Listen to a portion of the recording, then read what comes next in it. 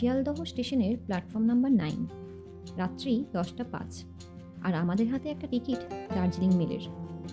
জানেনই তো, পাহাড়ের গল্প শুরু হয় সমতল থেকেই, আর আমাদের এই গল্পটা শুরু হলো 11 ঘন্টার এক রেলযাত্রায়।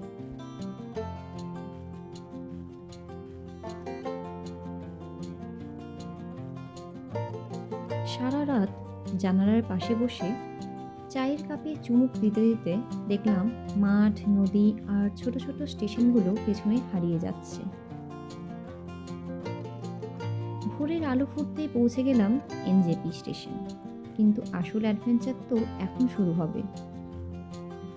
শিলিগুড়ি থেকে কালিম্পংয়ের শেয়ার ট্যাক্সি স্ট্যান্ড, ছোট্ট একটা বোলেরোতে 8 জন মানুষ। হ্যাঁ, ঠিকই শুনেছেন, 8 জন। আর তারপর শুরু হলো সেই জার্নি।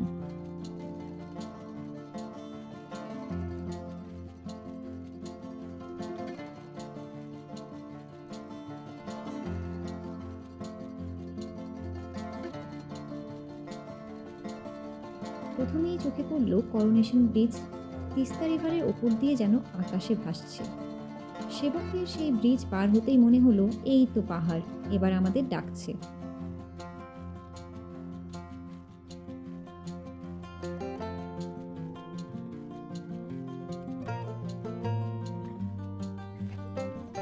একটার পর একটা পাইন ফরেস্ট, রোদ্দুর এসে পড়ছে গাছের ফাঁক দিয়ে। রাস্তাটা এঁকে বেঁকে চলে গেছে জঙ্গলের ভেতর দিয়ে।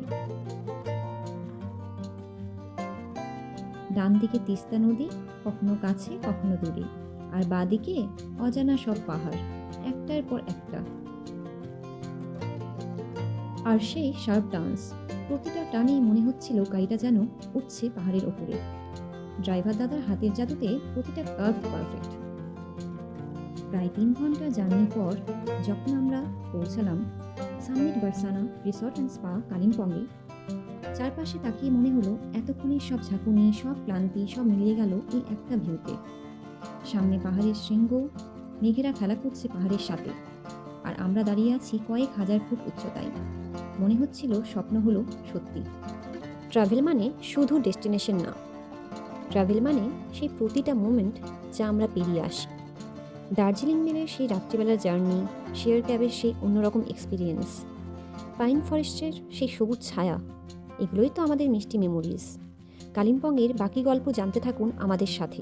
পরের এপিসোডে দেখা হবে। Thank you.